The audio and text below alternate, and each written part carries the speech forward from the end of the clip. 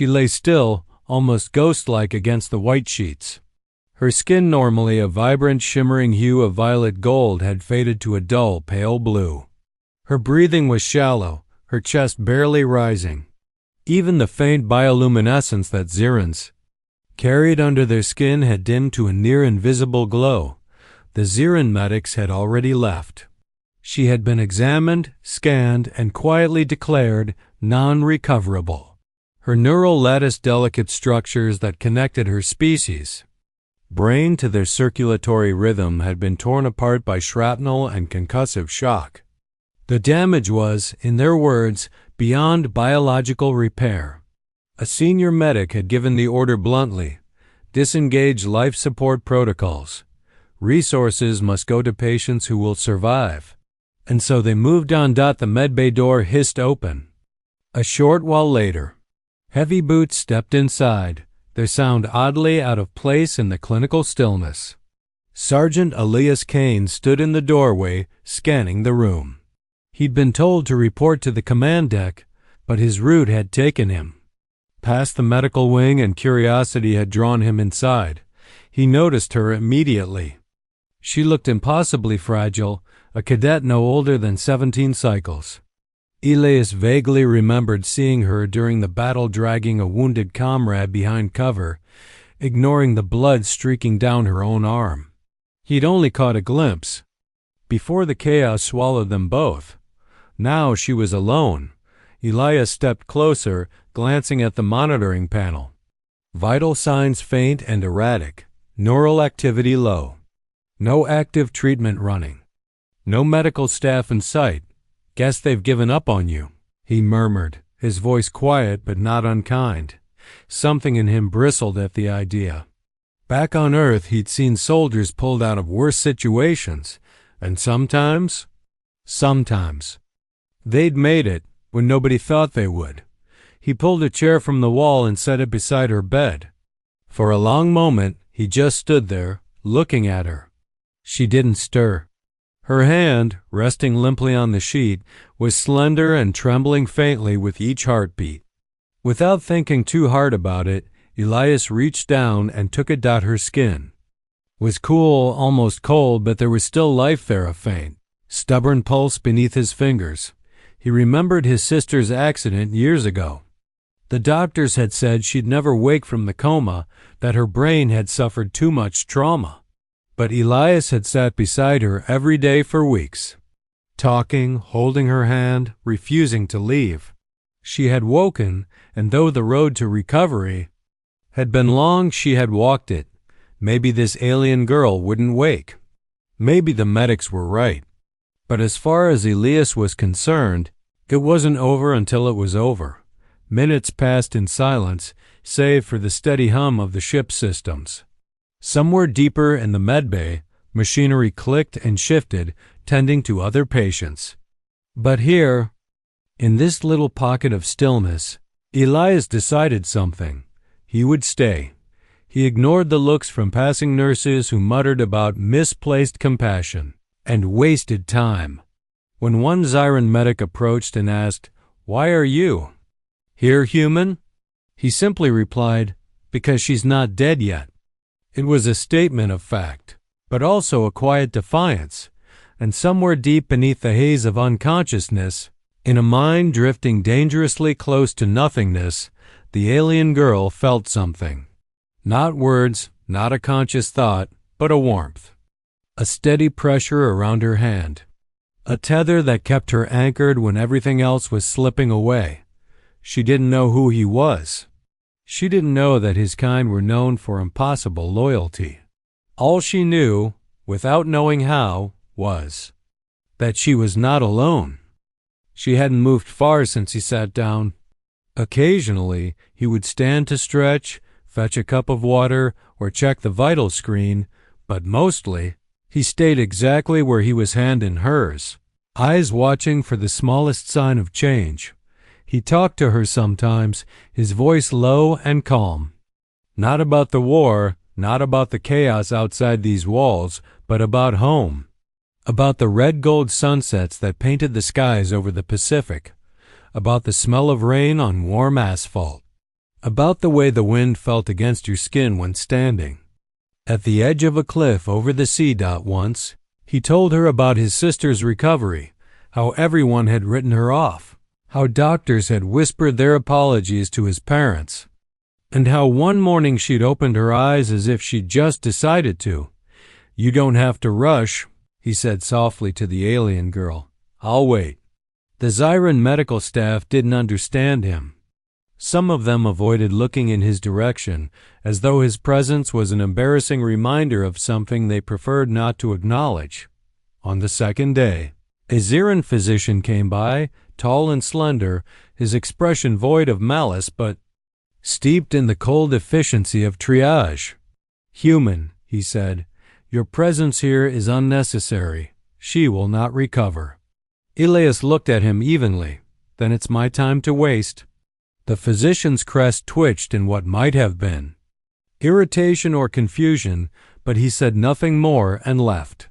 Hours later, Elias fetched a clean cloth from a supply cabinet and dampened it with warm water.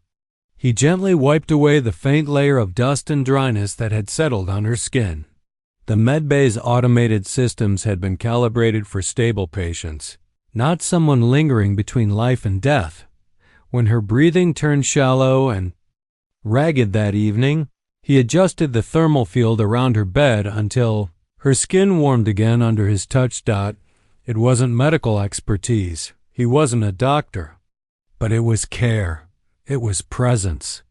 And sometimes, he believed, that mattered just as much as medicine. On the third night, the ship's lights dimmed to their standard rest cycle. Most of the crew retired to quarters, but Elias stayed. The medbay was silent except for the low hum of monitors and the faint, rhythmic click of a distant ventilator. He spoke to her again, almost as if telling a story to someone who was only pretending to be asleep. He described the way Earth smelled after the first snow, how in winter the air turned so sharp and clean it almost hurt to breathe it in. "You'd like it," he murmured. "Cold enough to make you shiver, but bright, so bright, when the sun hits the snow, you can't look straight at it." At one point, another Zyran officer entered. His posture was stiff, his tone clipped. "She is not your responsibility." "Human." Elias didn't even look away from her. "Then she's mine by choice." The officer's crest flicked sharply, a gesture Elias had learned meant disapproval. "This attachment is illogical." "Maybe," Elias said, "but she's not gone yet." When the officer left, Elias leaned back in his chair and rubbed his eyes. He'd barely slept, but he didn't care. Sometime during the fourth night, as the medbay's overhead lights cast faint shadows, he noticed something. Her breathing, still shallow, was slightly more even. He checked the vitals readout, and sure enough, her oxygen saturation had ticked upward. Only by a fraction, but enough to make him pause. It wasn't much. To anyone else, it might have been nothing. But to Elias Kane, it was a signal that she was still in there, somewhere. His eyes burned from lack of sleep, but he didn't close them. He had gotten used to the steady rhythm of her breathing, to the faint beeps of the monitor, to the slow, unchanging reality of watching someone balance between life and death. But then something shifted. It wasn't loud, wasn't dramatic. Just a faint, almost imperceptible twitch against his palm. Elias sat up straighter, staring down at her hand. For a moment, he thought he'd imagined it. Then it happened again, her fingers curling weakly, like the smallest echo of a movement. He leaned in, his voice low. "Hey, you with me?" Her eyelids fluttered. Not fully, just enough to break the smooth stillness of her face. Then, after several long, trembling seconds, her eyes opened. They were a deep violet, dulled by exhaustion but still striking against her pale skin. She blinked, her gaze unfocused at first, trying to take in the light above her, the shadows. On the wall, the unfamiliar lines of his face. Elias didn't move too quickly. The first moments after waking could be disorienting. He remembered that from his sister's recovery. He spoke softly, his voice grounding and steady. "Easy now. You're safe. You've been out for a while." Her lips parted, but no sound came. Her throat was too dry. He reached for the cup he had kept near the bed and, with one arm behind her shoulders, lifted her just enough to let her take a sip. She coughed faintly, then let the water settle in her mouth before swallowing. After a moment, she tried again. To speak out, her voice was a whisper, barely audible. "They left me." Elias's jaw tightened. He could have told her a comforting lie, could have said they didn't mean to, or that it was a misunderstanding. But she deserved the truth. "Yeah," he said quietly, "they did." Her eyes flickered, a shadow of pain passing through them, more than just physical. For Zirans, being abandoned by one's own in the moment of vulnerability was more than neglect. It was a betrayal of the deepest kind. "But I didn't," Elias added, his tone softer. Something in her gaze changed then, not fully trust, not yet, but something close. A fragile spark. The realization that this stranger, this human soldier, had been here when no one else had, for a few minutes. She simply looked at him as if trying to commit his face to memory. She took in the sharp lines of his jaw, the tired set of his shoulders, the way his hand remained steady on hers even now. When she finally closed her eyes again, it wasn't the same as before. This time, it wasn't the forced stillness of someone fading away. It was rest, a real, living rest. Elias allowed himself to lean back in his chair, a small, quiet relief settling over him. It wasn't victory, not yet, but it was movement in the right direction. Later that day, he coaxed a little broth into her system. She could only manage a few sips, but it was something. Each time she spoke, her voice came a little clearer. And when he asked for her name, she gave it. "Rin," she said, with the faintest lift of pride under the exhaustion. "Rin," he repeated, as if committing it to memory with the same stubborn determination he had committed to keeping her alive. From that moment on, it wasn't just about watching her breathe. It was about helping her recover inch by inch, breath by breath. And Elias Kane had never been the kind of man to abandon a mission halfway. That night, after she had drifted back into sleep, he stayed in the chair as always, but something inside him had shifted. For Rin, every day was a battle she hadn't asked for. Her muscles, weakened from days of near coma, trembled under the slightest effort. Her nerve damage sent unpredictable jolts of pain racing through her limbs. Simple things like lifting a cup or turning her head sometimes felt like impossible tasks. Elias was there for all of it. When the medics finally agreed to resume treatment, they made it clear they were doing so because Elias had volunteered to assist with every step. He learned how to adjust her neural stim unit, how to clean her burns without aggravating the damaged skin, how to brace her so her joints wouldn't take the strain during mobility therapy. He was not gentle because he thought she was weak. He was careful because he knew she was strong, but that strength was buried under exhaustion and pain. Some days were better than others. On a good day, she would sit up without support for a few minutes. On a bad day, she would be too tired to lift her head. It was on one of those bad days that her frustration boiled over. She had been trying to grasp a rehabilitation sphere, a simple, palm-sized tool used for dexterity exercises, but her fingers refused to obey her. The sphere slipped and rolled off the bed, bouncing to the floor. "Enough," she rasped, her voice sharp with anger and embarrassment. "I said I don't want to do this today." Elias crouched, picked up the sphere, and placed it back on the tray beside her. "Then we try again tomorrow." "I don't need your permission to stop," she snapped, her crest flaring in an instinctive Ziran display of irritation. "Why are you still here? You owe me nothing." He didn't match her anger. Instead, He leaned on the edge of her bed and looked her straight in the eyes. "I'm here because someone should be," he said simply, "and I decided that someone's me." The words hit harder than he realized. For a long moment she stared at him, her breathing uneven. There was no sarcasm in his voice, no guilt-laden pity, just fact. She turned her face away, and for the rest of the session she said nothing. But the next morning, when he arrived, she picked up the rehabilitation sphere without being asked. There were nights when the medbay was so quiet you could hear the faint hum of the grav plating under the floor. During those hours, the pain would sometimes hit her hardest. Elias learned to read the signs, the tension in her jaw, the way her hand would curl against the blanket.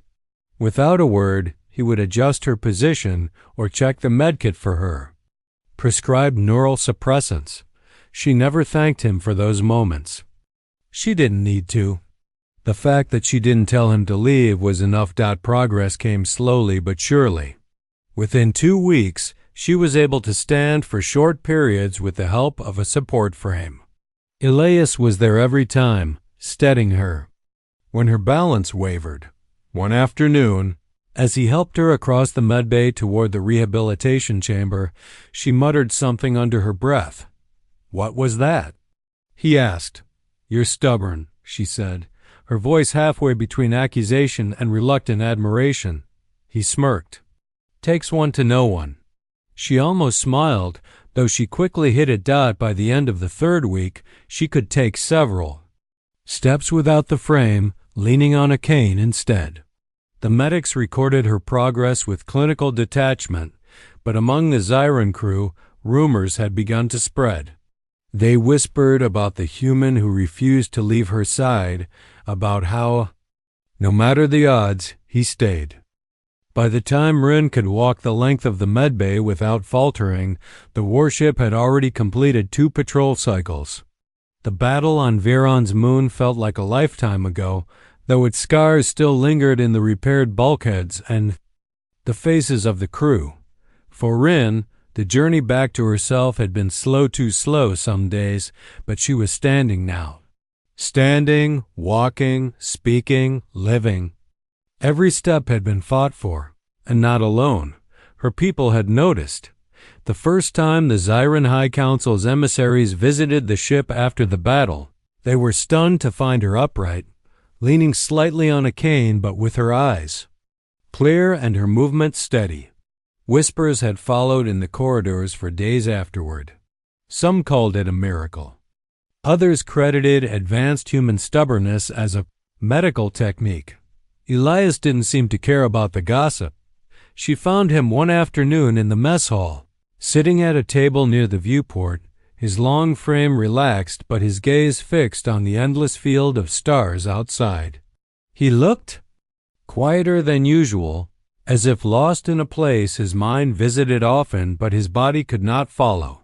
Rin walked over, the faint tap of her cane on the floor announcing her approach. She lowered herself into the seat across from him without asking. "Heard," she began, "that the council wants to commend you." He didn't look at her right away. "Don't need a medal." She tilted her head. "Then what do you want?"